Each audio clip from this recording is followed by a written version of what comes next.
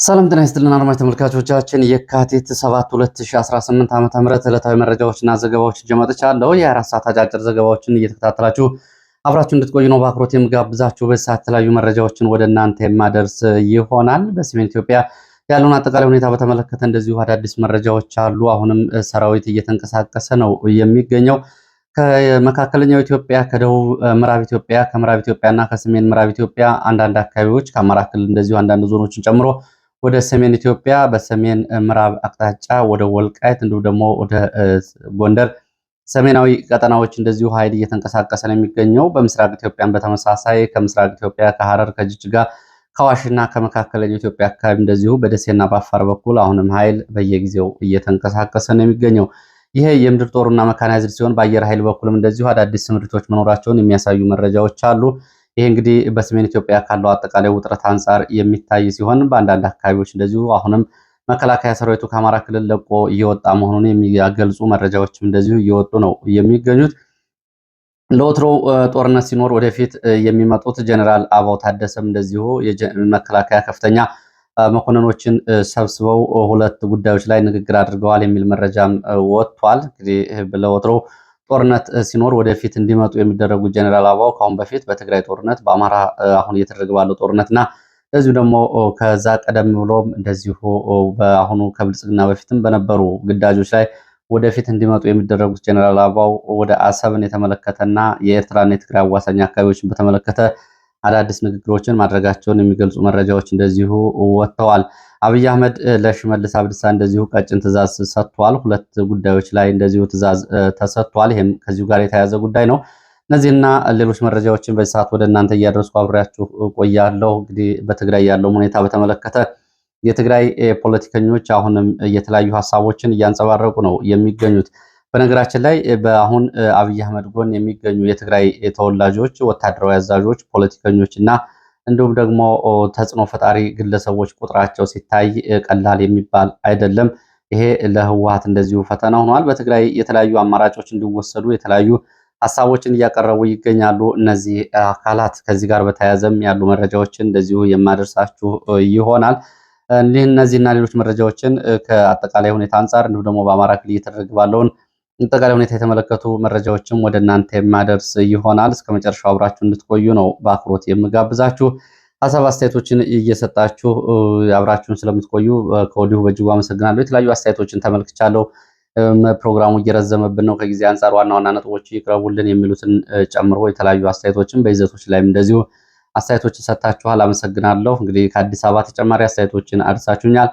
በተለይ በአዲስ አበባ ቢሮዎች ያለውን አጠቃላይ ሁኔታ በተመለከተ አሁንም ተጨማሪ መረጃዎች፣ አንድ መረጃ ሲቀርብ ሌሎች እንግዲህ በዛ ጉዳይ ላይ ያላቸውን አስተያየትና መረጃ ያደርሳሉ። አሁን በአዲስ አበባ ተቋማት ላይ ያለውን በአንድ ብሔር ተቋማትን የመውረድ ሁኔታ በተመለከተ እንደዚሁ መረጃዎችን አድርሳችሁኛል። አንዳንድ ቢሮዎች እንደ ወሳኝ የሚባሉ ቢሮዎች የፋይናንስ እንዲሁም ደግሞ የመሬትና ተያያዥ የመልሶ ማቋቋም የሚባሉ ፕሮጀክት ጽሕፈት ቤቶች ሙሉ በሙሉ በአንድ ብሔር እንዲያዙና የጥቅም ተጋሪ እንኳ ሌላው እንዳይሆን የማድረጉን ሁኔታ በተመለከተ እንደዚሁ መረጃዎችን አድርሳችሁኛል። ወደፊት በሌላ ጊዜ የመለስበት ይሆናል። በተመሳሳይ እንደዚሁ በአማራ ክልል በተለያዩ አካባቢዎች በጤና ባለሙያዎች ላይ የሚደርሰውን ጫና በተመለከተ እንደዚሁ ሀሳቦች አድርሳችሁኛል። እሱን አሁን ከያዝኩት መረጃ ጋር የምመለስበት ይሆናል። ለማንኛውም አብራችሁን እስከ መጨረሻው ከቆያችሁ ወቅታዊ ትክክለኛና አዳዲስ መረጃዎችን የምትከታተሉ ይሆናል። ወደ መረጃዎቹ ነው የሚሄደው።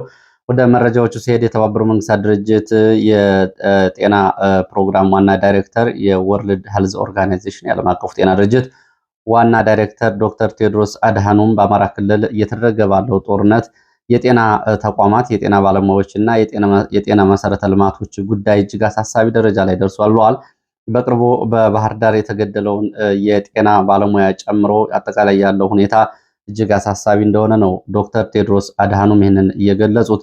ዶክተር ቴድሮስ አድሃኖም እንግዲህ ቃል በቃል የጤና ተቋማት ውድመት፣ የጤና ባለሙያዎች ግድያ፣ የጤና መሰረተ ልማቶች ሁኔታ እጅግ አሳሳቢ እንደሆነ ነው በአማራ ክልል በቀጠለው ጦርነት እየገለጹት።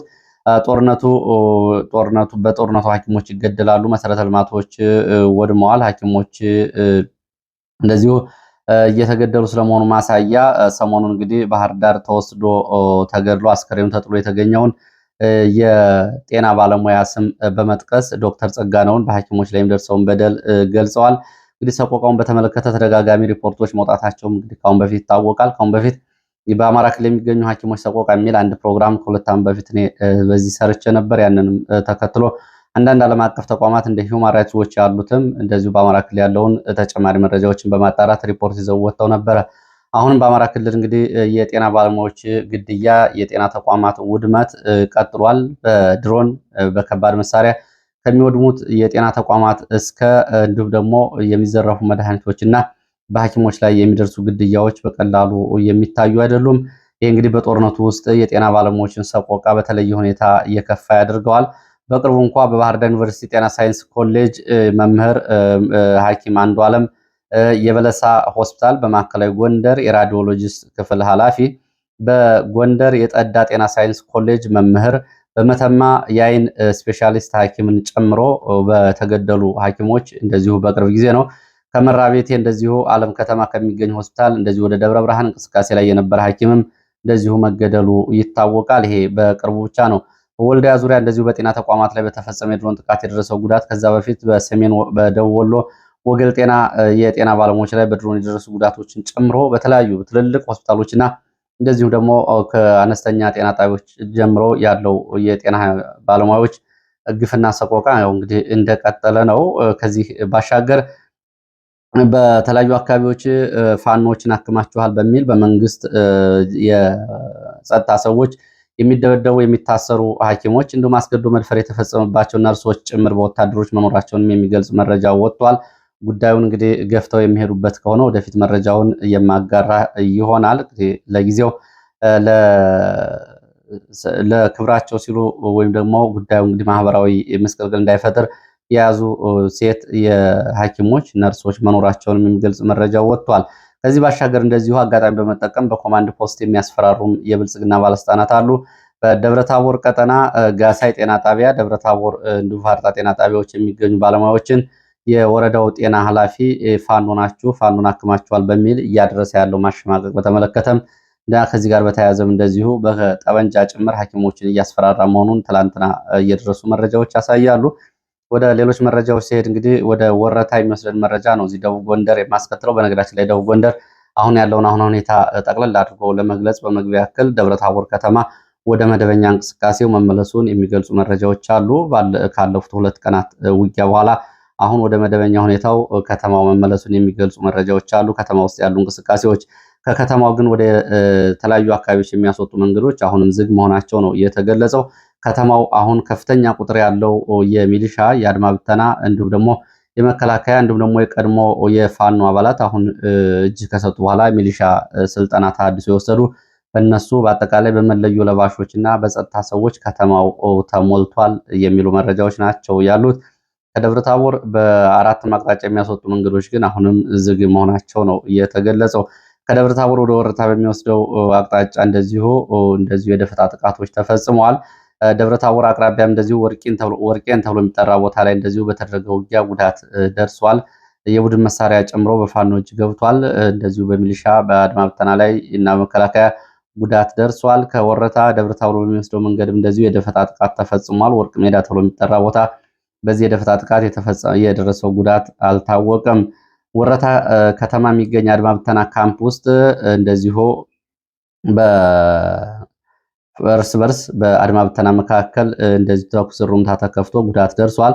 ወደ ፋኖ ለመቀላቀል እንቅስቃሴ ጀምረዋል በሚል ከባልደረቦቻቸው በተወሰኑ የአድማ ብተና አባላት ላይ የሩምታ ተኩስ ከተከፈተ በኋላ ነው የአጸፋ ምላሽ ሰጥቶ የእርስ በርስ ተኩስ እየተቀሰቀሰው። በዚህ የእርስ በርስ ተኩስ የሰብአዊ ቁሳዊና ወታደራዊ ኪሳራ ደርሷል። ደረሰው ጉዳት አልታወቀም። ብሬን የሚባል የቡድን መሳሪያ የያዙ ከካምፕ ስለመጥፋታቸውም የሚገልጹ መረጃዎች ወጥተዋል። ወዴት እንደገቡ ግን የታወቀ ነገር የለም። ወደ ሌሎች መረጃዎች ስቀጥል ወደ ጅማ ዞን የሚወስደን መረጃ ላስከትል ነው። ሌሎች መረጃዎች እመለሳለሁ። በጅማ ዞን ሸኔ ሰምቦ ተብሎ በሚጠራው ወረዳ ዋላ ቀበሌ አሁንም በመቶዎች የሚቆጠሩ የአማራ ተወላጆች በጅምላ ታፍሰው መታሰራቸውን የወጡ መረጃዎች ያሳያሉ። የካቲት 5 ከ2 ቀናት በፊት ማለት ነው 2018 ዓ.ም ሌሊት በአማራዎቹ መንደር ላይ እንደዚሁ ሰዎችን አፍነን እንወስዳለን በሚል የጋቸና ሴርና እና ሌሎች የኦሮሚያ ጸጥታ አካላት እንቅስቃሴ በሚያደርጉበት ጊዜ በቀን እንገናኝ፣ ቀን መታችሁ ጠይቁን በሚል አርሶ አደሮቹ ምላሽ ሲሰጡ በሌሊት ለማፈን የሞከሩ ሚሊሻዎች በተሰጠ ያጸፋ ምላሽ መገደላቸውን ተከትሎ ነው እንግዲህ በመቶዎች የሚቆጠሩ ሰዎች በታፍሰው እየታሰሩት። ይህንን ተከትሎ እንግዲህ በመቶዎች የሚቆጠሩ ሰዎች በዚህ ቀበሌ ታፍሰው ተወስደዋል።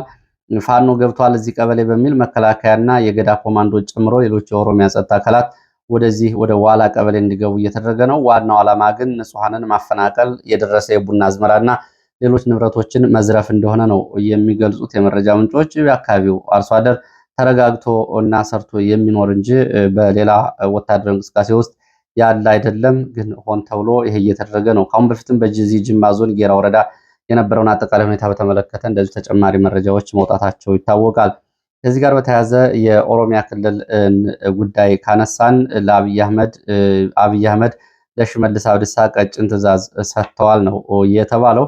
ከወለጋ ዞኖች፣ ከሸዋ፣ ከቦረናና ከተለያዩ የኦሮሚያ ክልልና መካከለኛ ኢትዮጵያ አካባቢዎች መከላከያ መውጣቱን ተከትሎ ነው ለሽመልስ አብዲሳ ይሄ ቀጭን ትዕዛዝ የተሰጠው። ትዕዛዙም ሁለት ነው የተባለው። አንደኛው በመከላከያን ተክቶ በሁሉም የኦሮሚያ ክልል አካባቢዎች የሽመልስ አብዲሳ የክልሉ ኃይል ጸጥታውን እንዲያስከብር ሲሆን በዋናነት ደግሞ የሚፈለግባቸውን የምርጫ ኮታ ለማሟላት የምርጫ ስርዓቱን ቀጥ አድርጋችሁ እንድትመሩ የሚል ነው። እንግዲህ ሁለት ነው።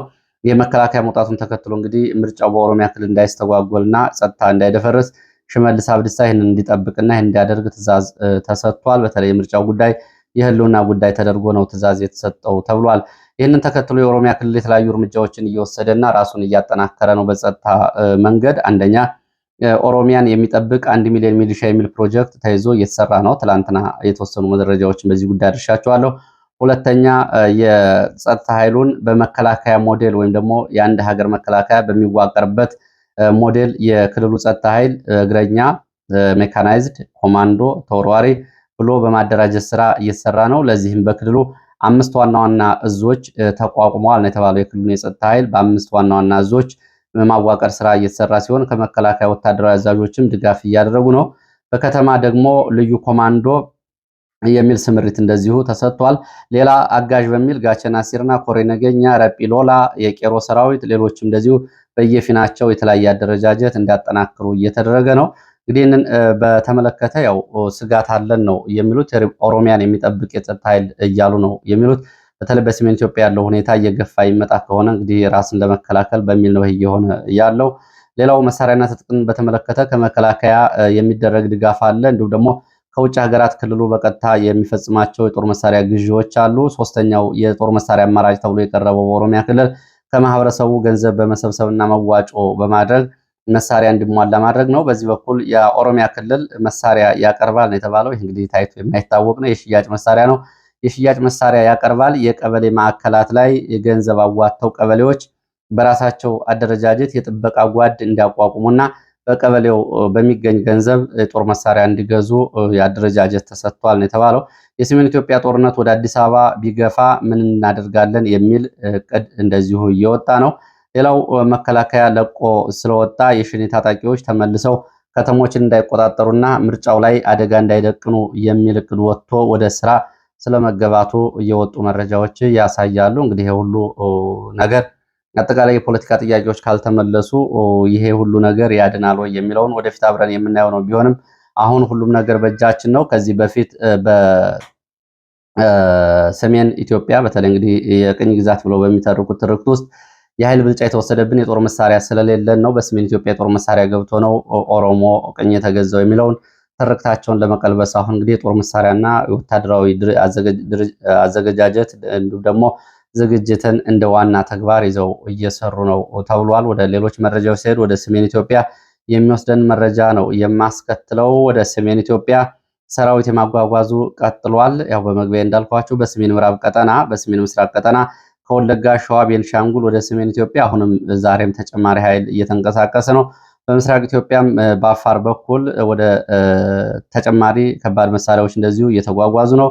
በተለይ በወለጋ ቡሬ፣ ባህር ዳር እንደዚሁ ከፍተኛ ቁጥር ያለው ኃይል ነው ከወለጋ እየወጣ ያለው ነው የተባለው። ከአማራ ክልል እንደዚሁ አንዳንድ አካባቢዎች ባህር ዳርና ባህር ዳር ዙሪያ ደብረታቦርና አካባቢ ቀደም ብሎ እንደዚሁ ደሴ፣ ኮምቦልቻ፣ ደብረ ብርሃን ያለ መከላከያን እንደዚሁ ኮሮችና ክፍለ ጦሮቹ የተወሰኑ ኃይላቸውን ወደ ሰሜን ኢትዮጵያ እንዲያንቀሳቀሱ እየተደረገ ስለመሆኑ የሚገልጹ መረጃዎች ወጥተዋል። ማዕከላዊ ጎንደር አለፋ እና ጣቁሳ አንዳንድ አካባቢዎች መከላከያ ከግዳጅና ከስምሪት ቀጠና ወጥቷል። ሚሊሻውንም ይዞ ነው የወጣው፣ ወደ ካምፕ ተመልሷል። ምናልባትም እንግዲህ ለቆ ሊወጣ ይችላል ነው የተባለው። አርማጭሆ በተመሳሳይ በጠገዴ አንዳንድ አካባቢዎች እንዲሁም ደግሞ አርማጭሆ የተለያዩ አካባቢዎች አሸሬ፣ ማሰሮ ደንብ፣ ሰጋሎ ተብሎ የሚጠሩ መከላከያ ለረጅም ወራት ካምፕ አድርጓቸው የነበሩ አካባቢዎችንም እንደዚሁ ለቆ ወጥቷል። መከላከያ ለቆ ሲወጣ አካባቢዎቹን ፋኖ መልሶ መቆጣጠሩን የሚገልጹ መረጃዎች ናቸው ያሉት። ወታደራዊ ዝግጅትን በተመለከተ እንግዲህ በህወሓት በኩልም እና እንደዚሁ ደግሞ በተያያዥነት ከኤርትራ ጋር በተያያዘ የሚወጡ መረጃዎችም አሉ።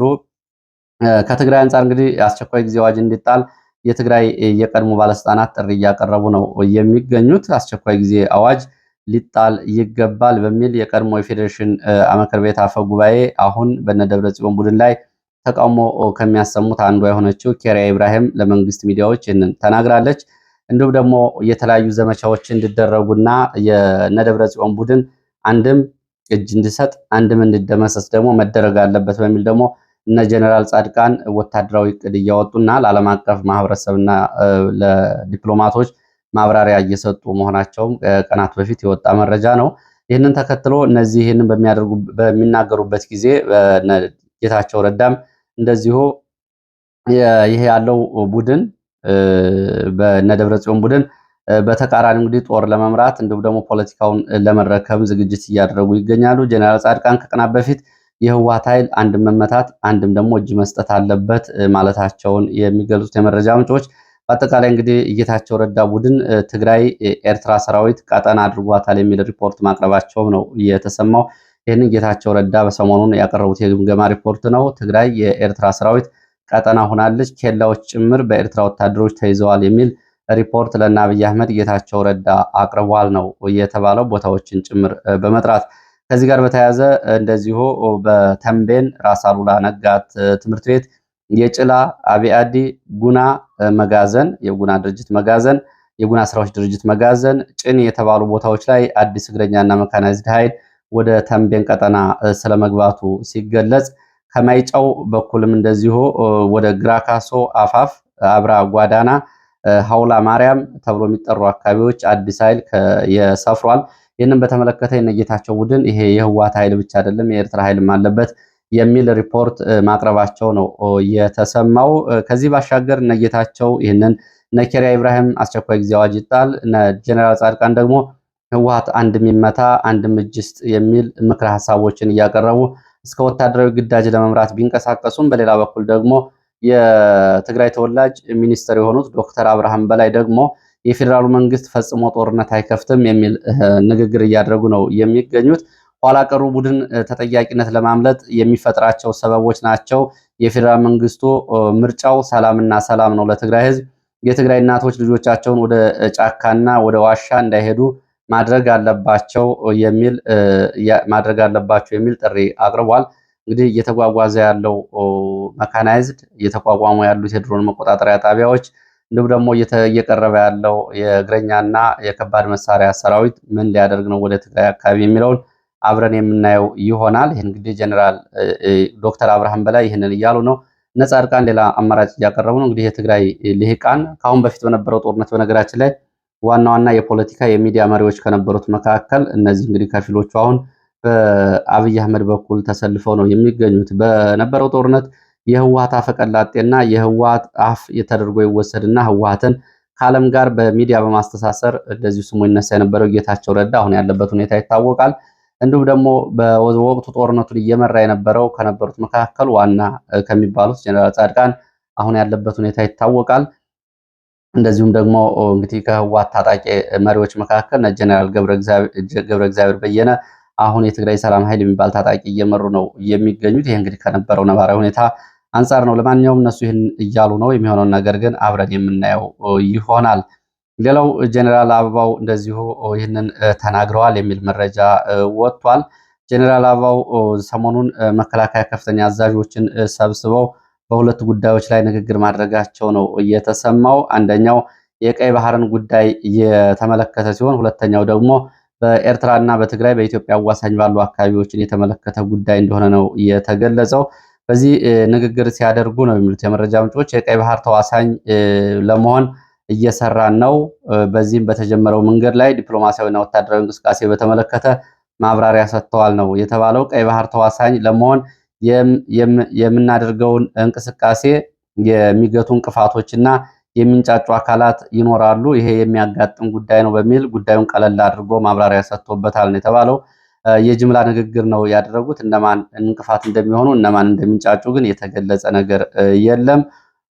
ሁለተኛ የትግራይ አንዳንድ አካባቢዎች ተላልፈው ለኤርትራ ተሽጠዋል የሚል ንግግርም እንደዚሁ ጀነራል አበባው ተናግረዋል ነው የተባለው።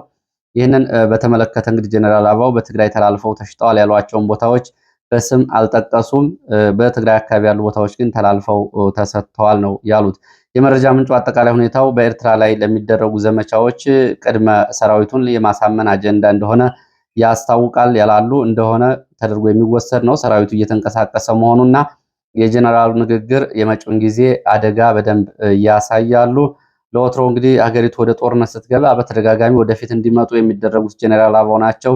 ይህንን እየተናገሩት ነው ያሉት። እንግዲህ ከህወሓት ጋር በነበረ ጦርነት በአማራ ክልል አሁን እየተደረገ ያለው ጦርነት ሲጀምር አካባቢ በተደጋጋሚ ከፊት የሚታዩ ጀነራል አበባው ሰሞኑን ይህንን ለመከላከያ አዛዦች ንግግር እንዲያደርጉ ተደርገዋል።